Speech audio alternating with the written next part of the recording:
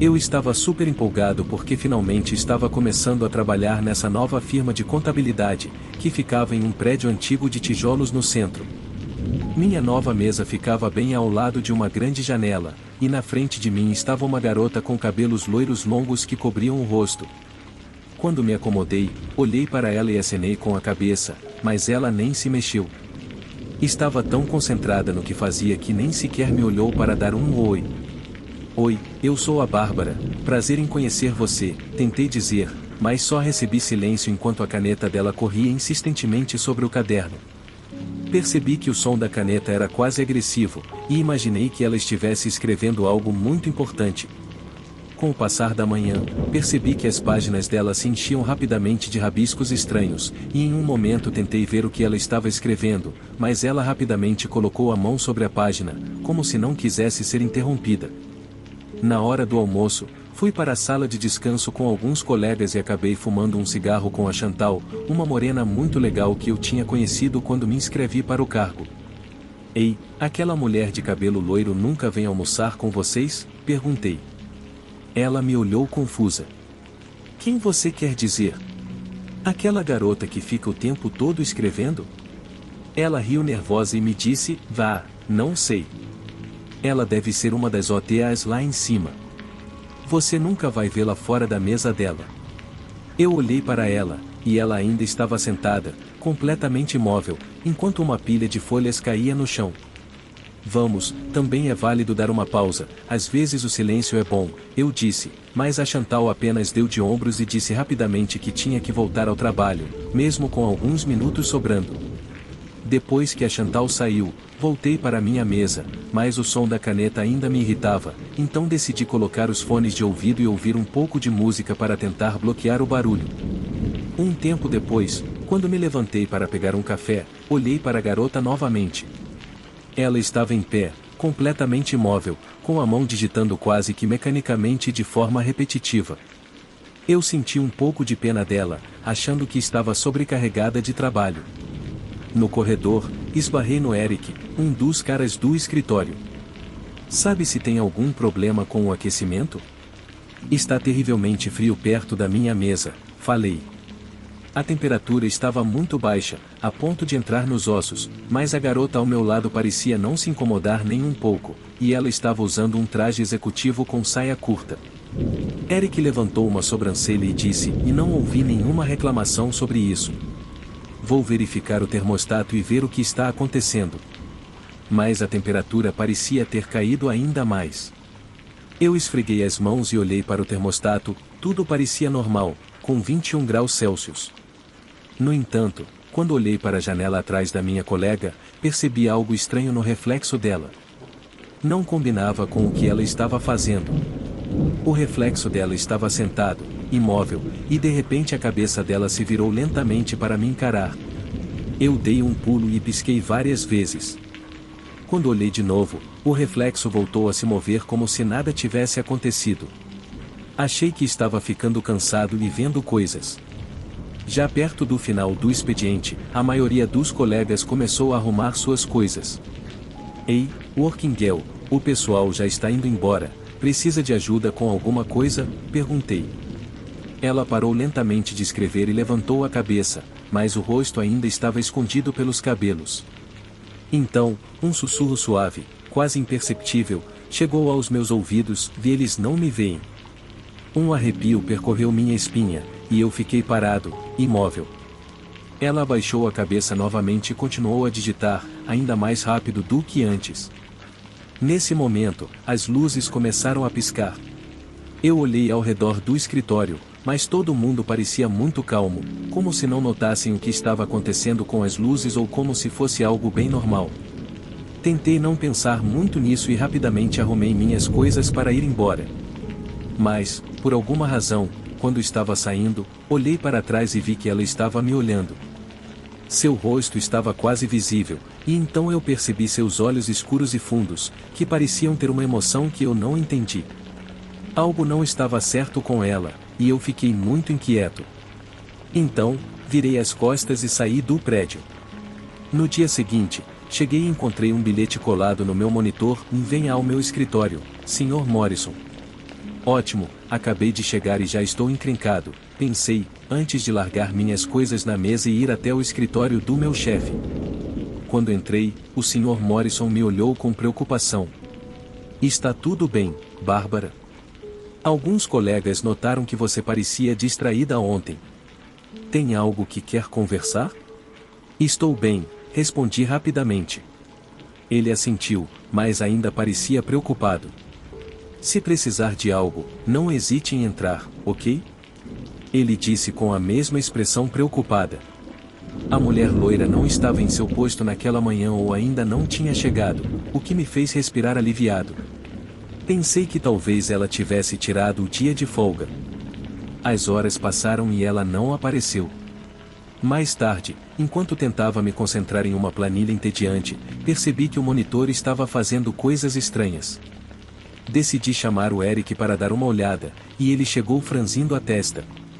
Estranho, parece um erro de dados, disse ele. Foi então que percebi um reflexo na tela escura. Era ela, estava ao meu lado, com o rosto muito perto do meu. Eu me virei imediatamente, mas não havia ninguém lá. Você viu isso? Perguntei, o coração acelerado. Ele balançou a cabeça e sorriu para mim, como se soubesse. Cuide-se, ele me disse, e então se afastou. O que foi aquilo? Pensei comigo mesmo, mas então sacudi a cabeça e tentei não dar muita importância. Talvez fosse estresse. Continuei meu dia normalmente, mas não conseguia tirar o que tinha visto no meu monitor da cabeça. No final do expediente, o escritório estava quase vazio, e eu decidi investigar. Me aproximei da mesa dela e vi o caderno. Estava lá, cheio de escritos frenéticos. Hesitei por um momento, mas depois peguei e comecei a olhar. Mas, ao fazer isso, congelei. As páginas estavam cheias de uma única frase: eles não me veem, eles não me veem. Fiquei tão impressionada que o caderno escorregou das minhas mãos e caiu no chão. Um arrepio percorreu meu corpo enquanto eu tentava encontrar uma explicação para tudo aquilo. Mas, de repente, uma voz estridente me fez virar. Era ela. Seu cabelo loiro e grosso já não cobria seu rosto, e sua pele parecia pálida, quase transparente. Seus olhos estavam vazios, cheios de desolação. Eu era como você, nova, cheia de vontade, disse ela, enquanto lágrimas corriam pelo seu rosto. Eles me afastaram, agora eles não me veem e você não vê o quarto. De repente, a sala ficou escura, e quando tentei sair, tropecei e caí. Mas, quando olhei de novo, ela tinha desaparecido. As luzes voltaram e tudo ficou normal. Eu estava completamente paralisada, atordoada e aterrorizada. Então, peguei minhas coisas e saí correndo dali. No dia seguinte, pedi demissão e voltei só para pegar minhas coisas. Mas, enquanto estava arrumando, encontrei um pequeno envelope na minha mesa com uma foto desbotada da mulher sorrindo em uma festa. No verso estava escrito o Helena Woods. Não pude evitar de ir até o Sr. Morrison e perguntar o que tinha acontecido com Helena Woods. Ao mencionar esse nome, ele se enrijeceu e estreitou os olhos. Helena trabalhava aqui, mas ela saiu algum tempo atrás, disse ele. Saiu? Perguntei. Ele se enrijeceu ainda mais e disse: Bela era uma mulher muito dedicada. Queria muito se destacar e tinha grandes aspirações, mas ficou obcecada por isso. Um dia, e ela se jogou da janela onde você está sentada, depois de ser negada uma promoção que merecia, e ela foi para outra garota. Enquanto ele falava, a luz na sala parecia ficar mais densa. Ele continuou: ela costumava dizer: vocês não me veem o tempo todo, porque se sentia desvalorizada. Por que ninguém me contou isso? Perguntei, me sentindo um pouco indignada por essa informação ter sido escondida de mim, mesmo quando perguntei sobre isso. É algo que não se fala, me desculpe, ele disse. Enquanto saía, olhei para a janela ao lado da minha mesa e, por um segundo, pensei que a vi lá, de pé, olhando para baixo. Então, ela desapareceu como uma sombra. Nunca mais a vi. Talvez ela finalmente tenha encontrado paz, sentindo que alguém a viu.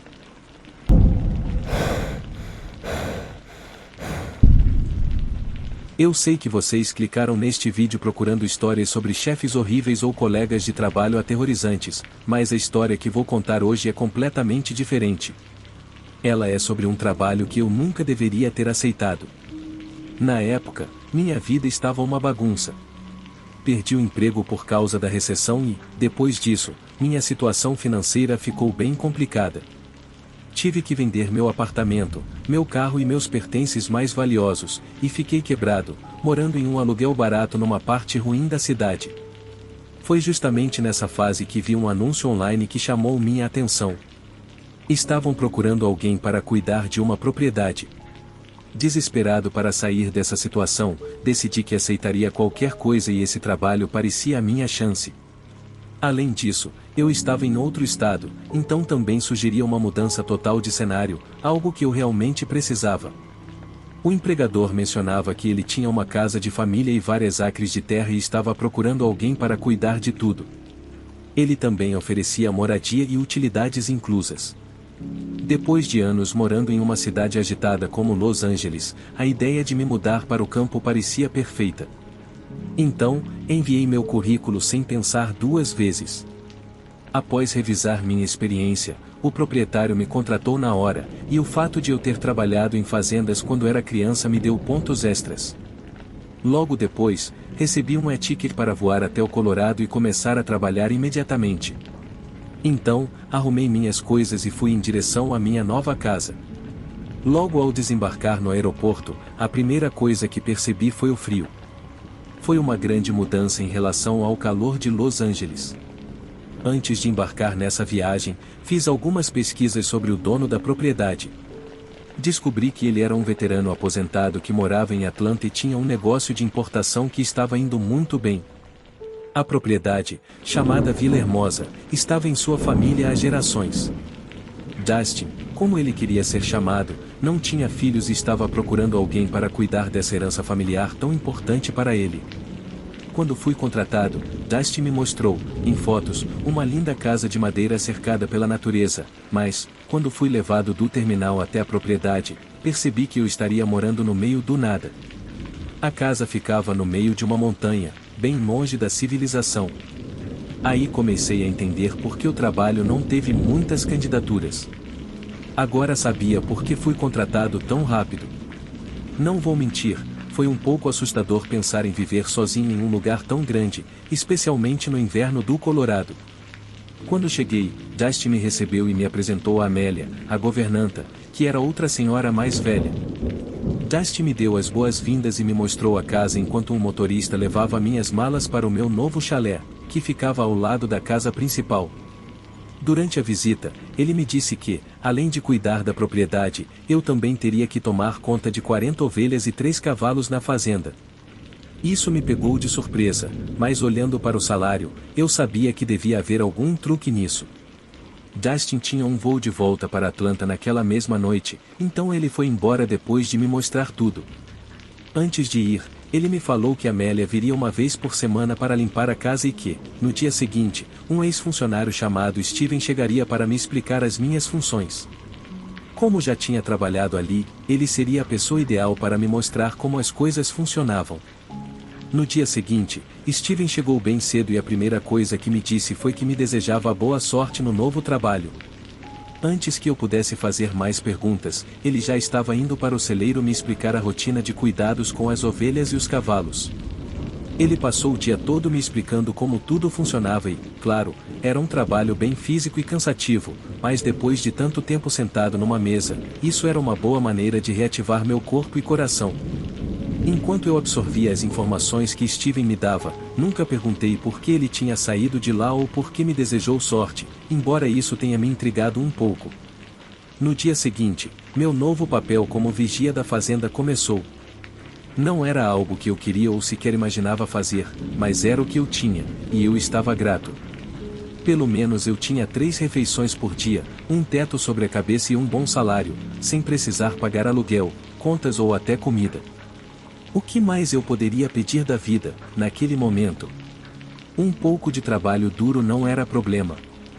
No entanto, depois de um dia inteiro de trabalho, meus músculos estavam gritando e meu corpo pedia descanso. Então, depois do jantar, fui dormir feito uma pedra no meu chalé. Ah, e não pense que meu chalé era o que se imagina. Na verdade, ele mais parecia um anexo da casa principal, uma espécie de casa de hóspedes, com hall, cozinha, quarto e banheiro.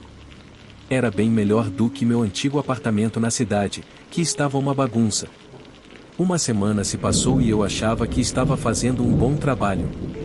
Amélia, a governanta, era uma senhora muito simpática e gentil, e ela trazia coisas e comida toda semana. Uma noite, enquanto estava na cama lendo antes de dormir, ouvi as ovelhas berrando loucamente e aquilo não me parecia normal. Então, decidi investigar. Quando cheguei ao celeiro, tudo parecia tranquilo, então voltei para a cama. Mas, no dia seguinte, quando fui alimentar as ovelhas, percebi que 2 delas haviam sumido. Procurei por toda parte, mas não encontrei nenhum sinal delas. Não queria preocupar Dustin, então guardei isso para mim, mas mencionei para Amélia, que apenas murmurou algo que eu não entendi e se apressou a ir fazer seu trabalho. No dia seguinte, quando vi 2 ovelhas desaparecerem de novo, fiquei alarmado. Não queria que pensassem que eu era inútil e me demitissem, então decidi ficar acordado naquela noite para vigiar as ovelhas e pegar quem estava roubando. Estava convencido de que não era um animal selvagem, porque ele teria deixado rastros. Então, sabia que devia ser outra pessoa na área. Naquela noite, me posicionei no celeiro, sentado sobre um fardo de feno, com uma lanterna e uma arma na mão. Por volta das 2 da manhã, as ovelhas começaram a fazer barulho, como se sentissem algo estranho no ar, algo perigoso. Eu mantive a calma, embora não visse nem ouvisse nada de anormal. Mas sabia que o ladrão estava por perto e não demorou para ele se revelar. A luz da lâmpada no celeiro estava bem fraca, então, quando a porta se abriu, não consegui distinguir ninguém. Levantei e avancei com a arma apontada para a entrada, mas quando vi o que estava dentro do celeiro, dei um grito de espanto. Ali, na entrada do celeiro, vi uma pessoa se aproximando de uma ovelha, andando de 4. Mas não era qualquer pessoa, era uma mulher, e a única razão de eu saber disso era que ela estava nua, mas coberta de lama, como se tivesse rolado no chão. Ela era muito magra, não tinha cabelo, as unhas eram longas e sujas, como garras, e seus braços e pernas pareciam mais longos do que o normal, ou talvez fosse por causa da posição de animal em que ela estava andando. Eu fiquei chocado, nunca tinha visto nada parecido na minha vida, e mal consegui acreditar no que estava diante dos meus olhos. Estava aterrorizado, e sei que é difícil de acreditar, mas galera, era real. À medida que ela se aproximava da ovelha, percebi que sua boca estava cheia de saliva, como se fosse atacá-la. Mesmo com a arma na mão, eu não estava preparado para atirar, porque, como disse, a cena me deixou paralisado de choque. De repente, ela virou o pescoço de uma forma estranha e me olhou, e para meu maior pavor, ela não tinha olhos, apenas buracos escuros onde deveriam estar. Seus dentes eram pontiagudos como os de uma piranha, e, se eu já não estivesse apavorado o suficiente, ela começou a correr na minha direção, também de 4. Nesse momento, recuei por instinto e puxei o gatilho várias vezes na direção dela, mas as balas não pareciam fazer nada. Quando estava prestes a trocar o carregador, ela já tinha me agarrado pelo tornozelo e começou a me arrastar para a floresta. Gritei de terror e lutei o máximo que pude para me soltar, mas o aperto dela era tão forte que parecia que eu estava preso em uma morsa. Tentei atirar de novo, mas não adiantou. Eu mexi as pernas como louco tentando me soltar, mas não tinha jeito, ela não ia me soltar. Então, desesperado, vi um galho morto perto de mim, peguei e enfiei com toda a minha força na perna dela. Ela deu um grito e, de repente, me soltou, caindo para a frente. Aproveitei a oportunidade para me levantar e corri como um cavalo arremedado de volta para o celeiro, mas ela não me seguiu. Só então consegui olhar para trás e ver que ela estava voltando para a floresta, mas o mais estranho é que ela parou por um segundo, virou para mim e fez um gesto com a cabeça como se dissesse eu vá embora. Eu continuei correndo até o chalé, trancando todas as portas e janelas. Na manhã seguinte, não contei nada a ninguém. Por algum motivo, ainda tive coragem de continuar trabalhando ali, mas sabia que não era mais uma questão de se livrar do trabalho ou conseguir outra coisa. Não ia ficar. sabia que algo muito pior estava me esperando.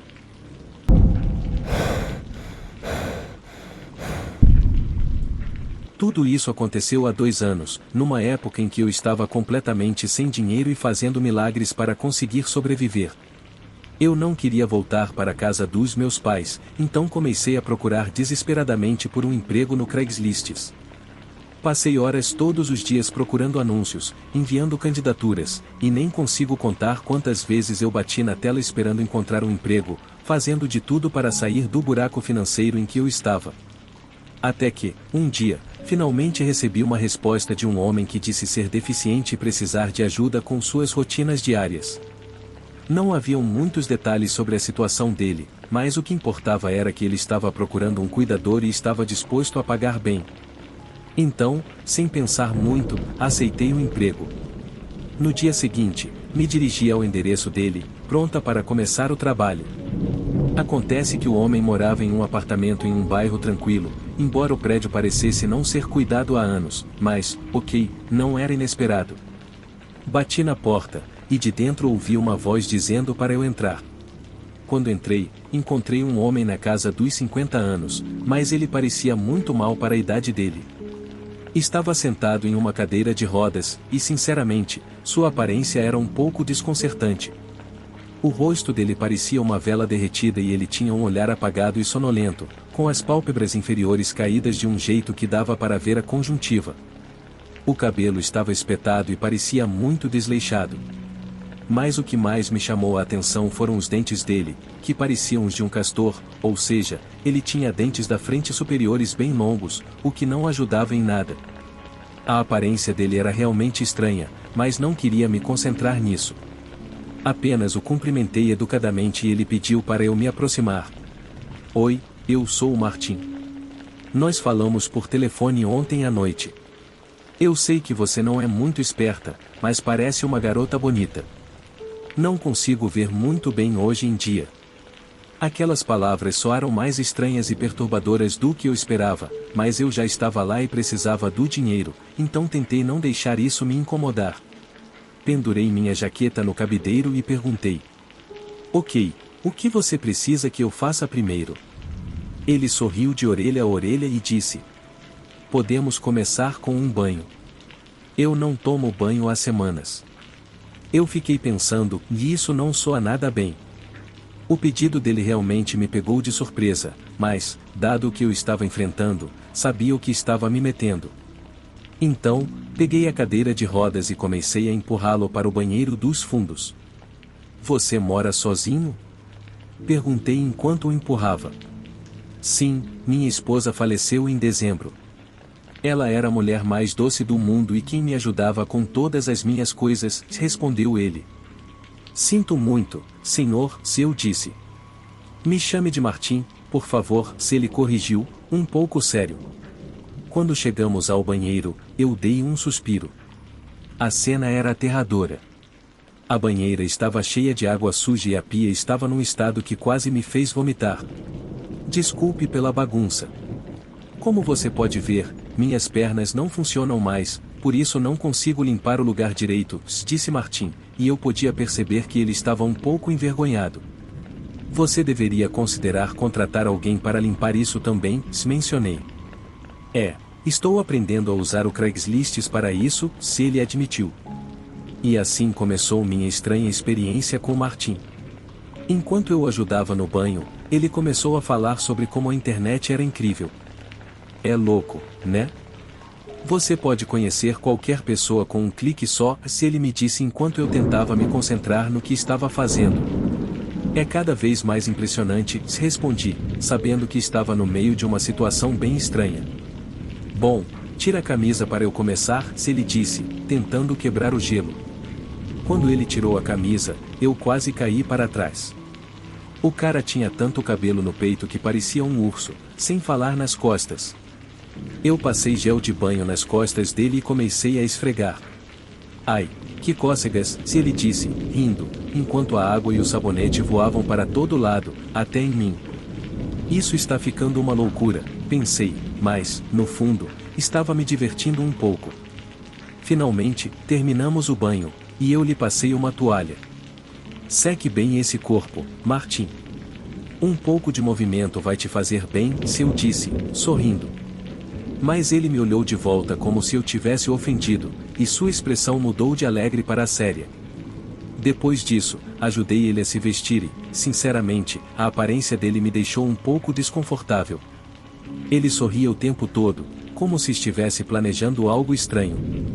Levei ele até a mesa de jantar e decidi preparar uma comida.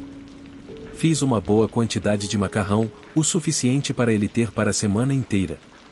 Voltei com 2 pratos prontos para comer, e, no momento em que estava para servir, ele me interrompeu. Jenna, antes da gente comer, você pode me fazer um favor? Ele perguntou. O que você quer, Martin? Eu respondi. Olha, eu preciso ir para a cama logo e minha vida já é complicada o suficiente, então, por favor, não torne isso mais difícil para mim. Suas palavras começaram a me deixar desconfortável. Eu te dou $200 a mais por isso, se ele continuou. Então, seriam $400 pelo dia. O valor parecia tentador, e eu estava desesperada, então perguntei. O que você quer que eu faça? Ele, com tom sarcástico, respondeu. Eu só quero ter um jantar legal com uma garota bonita. Ah, e eu ainda tenho as roupas da minha esposa no armário. Que tal você colocar algumas delas e se juntar a mim?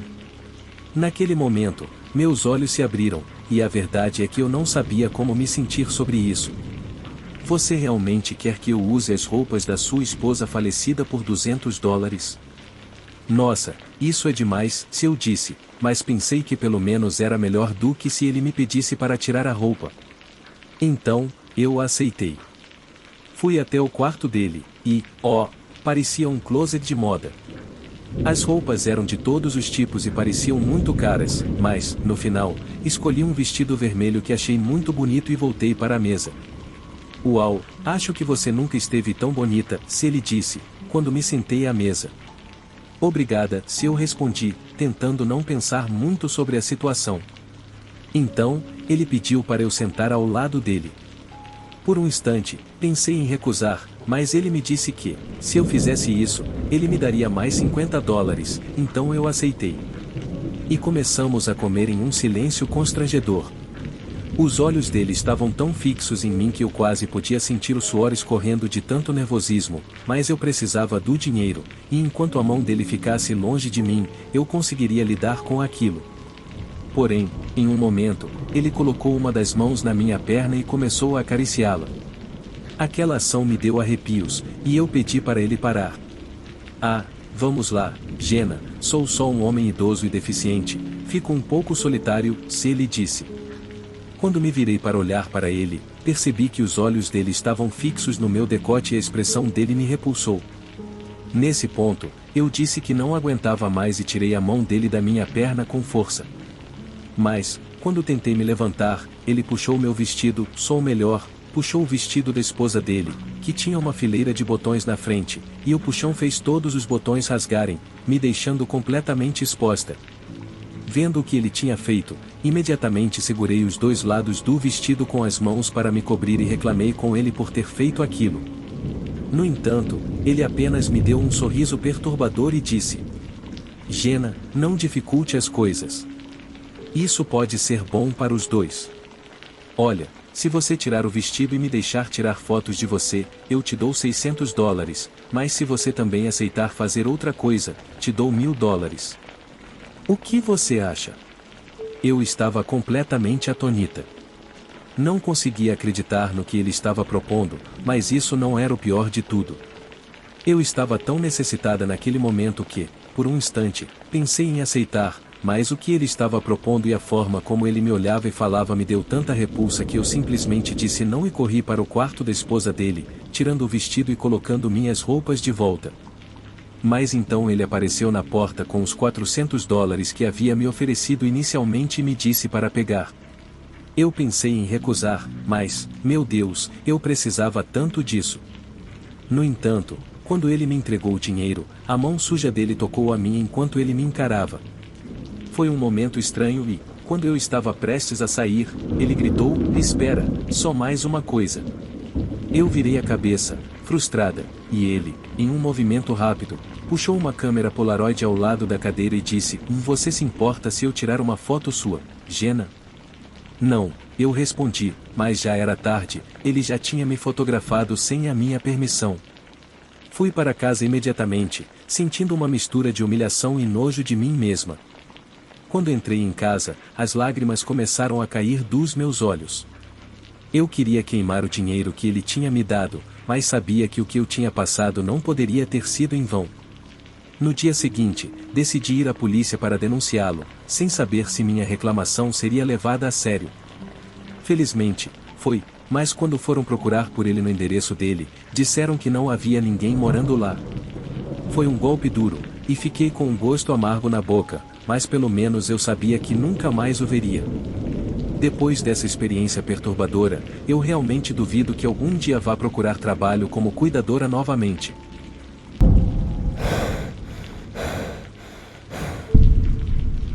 É engraçado como o desespero nos leva a aceitar qualquer coisa, mesmo que seja o pior.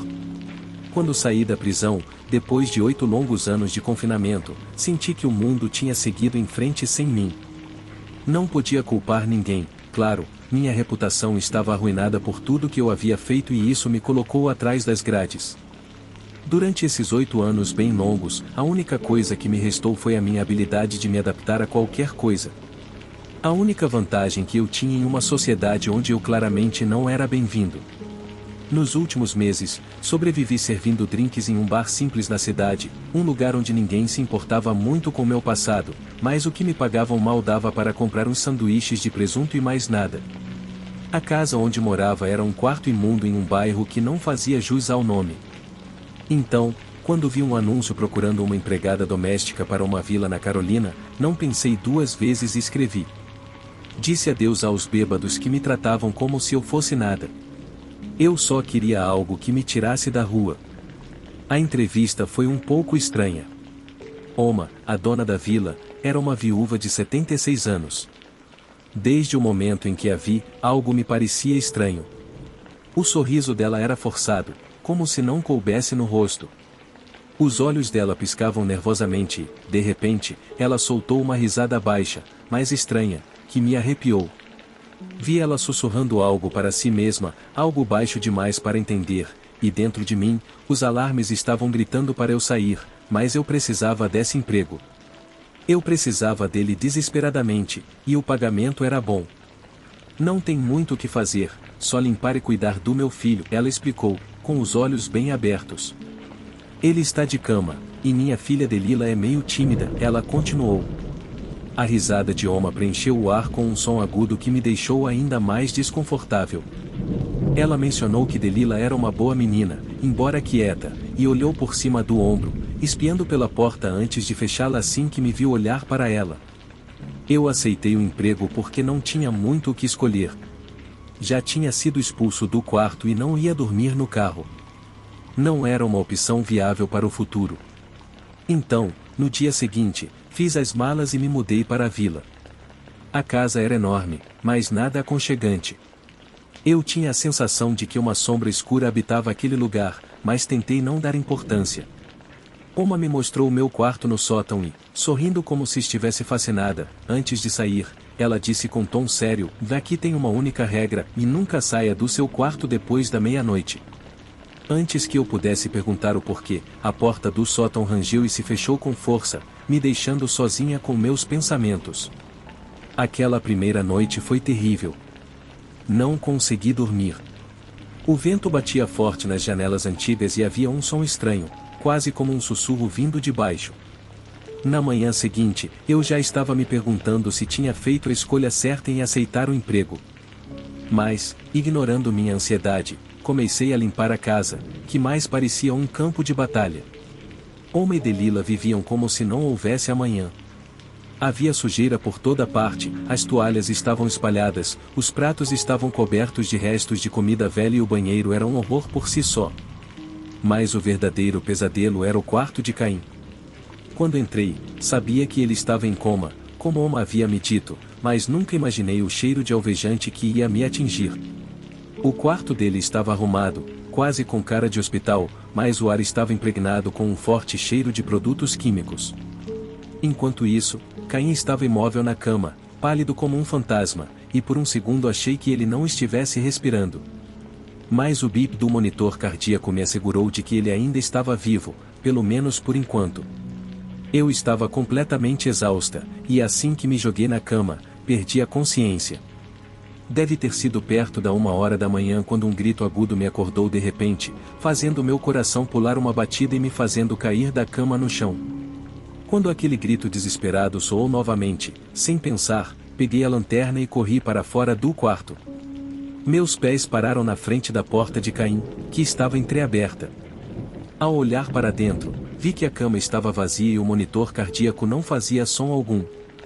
As cobertas estavam reviradas, mas ele não estava lá, e aquilo tirou meu fôlego. Será que ele acordou? Pode-se sair de um coma assim, do nada? Enquanto pensava nisso, um som profundo e estranho ecoou do porão e meus pés, como se tivessem mente própria, me levaram até lá. Pensei novamente que devia sair correndo daquela casa e nunca mais voltar, mas não consegui. Então desci lentamente as escadas, degrau por degrau, até chegar na porta do porão. Quando cheguei lá, vi que a porta estava entreaberta e uma luz laranja piscava, iluminando o interior e me paralisando no lugar. O que vi dentro daquele porão foi horrível. Uma estava curvada sobre uma mesa, com as mãos pairando sobre o corpo imóvel de Caim. Não, o cara não estava em coma, a pele dele estava cinza, os lábios e os olhos estavam afundados e meio abertos. Não era o Caim, era o cadáver dele. E ao lado de Oma, Delila tremia como uma folha, com os olhos arregalados de medo. Que diabos vocês estão fazendo? Gritei, sem saber o erro grave que estava cometendo naquele momento. A cabeça de Oma se ergueu de repente e seus olhos estavam tomados pela loucura. Ela estava completamente fora de si. Cala a boca. Eu vou trazê-lo de volta, ela gritou e, antes que eu soubesse o que estava acontecendo, ela me agarrou pelo pescoço, apertando com força. Minha visão ficou turva instantaneamente, mas, quando pensei que fosse desmaiar, Delila conseguiu pegar um pesado castiçal e atirou nele. Oma caiu no chão e eu finalmente consegui recuperar o fôlego. Delila caiu de joelhos, chorando. Fiz o meu melhor para acalmá-la, mas, entre lágrimas, ela disse com voz trêmula: Caim morreu há 5 dias. Ele caiu da escada, mamãe, mas Oma não conseguiu aceitar a verdade. Ela disse que poderia trazê-lo de volta. A bile subiu na minha garganta enquanto tudo começava a fazer sentido. O cheiro de alvejante e produtos químicos agora fazia sentido. Oma estava obcecada em reviver o filho. Imediatamente chamamos a polícia, mas, quando eles chegaram, eu já tinha ido embora. Eu não queria ouvir suas perguntas ou esperar explicações, só entrei no meu carro e fui embora o mais rápido possível. Mas, enquanto dirigia, mantinha os olhos fixos no retrovisor. Esperava ver o rosto descontrolado de Oma sorrindo, mas só havia escuridão. Eu poderia ter escapado daquela casa, mas nunca conseguiria me livrar daquela memória horrível.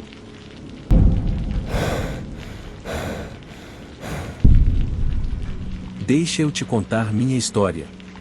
Eu sou a Britney e estou passando por um dos momentos mais assustadores da minha vida. Tudo começou há alguns dias, quando decidi procurar um novo emprego. Eu moro em uma casa do governo e estava desempregada, então, quando vi um anúncio oferecendo trabalho como assistente, isso imediatamente chamou minha atenção. O anúncio dizia que eu só precisava fazer uma ligação, deixar meu nome e endereço, e já estaria tudo certo. Eu não pensei 2 vezes, peguei o telefone e disquei o número. Olá, estou ligando sobre a vaga de assistente, ainda está disponível? Perguntei, com um leve tremor na voz. Do outro lado, uma voz rouca respondeu. Sim, qual é o seu nome e endereço? Foi um grande erro, mas eu dei as informações para ele. O cara me garantiu que eu poderia começar imediatamente e me mandou o endereço de um armazém. Sem pensar muito, peguei um ônibus e fui até lá, com a esperança de conseguir o emprego que eu precisava tanto. Quando cheguei, o ar estava carregado com um cheiro de mofo e decadência. Tudo ao redor estava em caos. O chão estava coberto de objetos descartados e quebrados, e pedaços de caixas estavam espalhados por toda parte. Não era nada do que eu esperava, e naquele momento senti um arrepio na espinha. Comecei a pensar que talvez eu não tivesse feito a melhor escolha indo até ali, mas, de repente, um cara alto e estranho se aproximou. A pele dele tinha uma cor cinza morta, com um tom amarelado, e os olhos pareciam de uma cobra, pela intensidade do olhar e pela cor verde das íris. Ele tinha lábios finos, que pareciam contraídos, e sua presença era intimidadora. Você é a nova assistente, né? Ele disse, com uma voz que não deixava espaço para dúvidas. Seu trabalho aqui é mover móveis e objetos quando necessário, e lembre-se, não abra nenhuma caixa. Essa é a regra número 1. Apesar da brutalidade dele, eu acenei com a cabeça. Eu definitivamente não gostava da forma como ele me olhava nem do tom arrogante com que falava, mas deixei pra lá. O gerente foi rápido em me dar as instruções, e logo eu estava ocupada com o trabalho. Antes que eu percebesse, ele estava posicionado bem atrás de mim, me observando enquanto eu movia caixas e móveis. A cada hora que passava, eu ficava mais e mais desconfortável, pois as caixas que eu precisava mover eram muito pesadas, a ponto de eu ter que me esforçar muito só para conseguir mexer. O desconforto de saber que ele estava me vigiando tornava tudo ainda mais difícil, porque eu sentia uma pressão enorme. Porém, em um momento, ele saiu e me deixou sozinha para fazer meu trabalho.